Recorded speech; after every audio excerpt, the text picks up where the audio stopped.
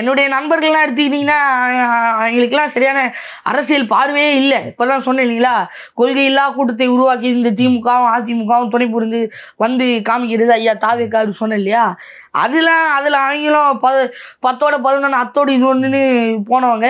அரசியல் என்பது புனிதம், அது வந்து ஒரு நல்ல தண்ணி என்று நம்மலாம் அதில் போய் குளிக்கலாம் வாங்க குடிக்கலாம் வாங்க அப்படின்னு நம்ம போகிறோம். அவங்களுக்கு அரசியல்னா என்னன்னு தெரியல.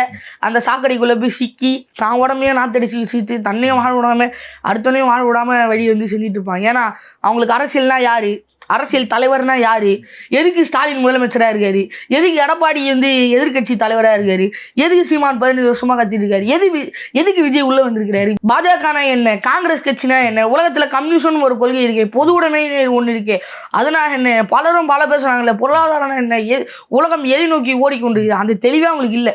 அப்படி இருக்கும்போது அவங்களுக்குலாம் அரசியல் பேசுகிறது ஒரு வீணாடு விடு. என்னையே கலாய்ப்பாங்க, நம்ம கண்டுக்கூடாது, நம்ம பாட்டு நம்ம வேலையை பார்த்துட்டு போயிட்டே இருக்கணும்.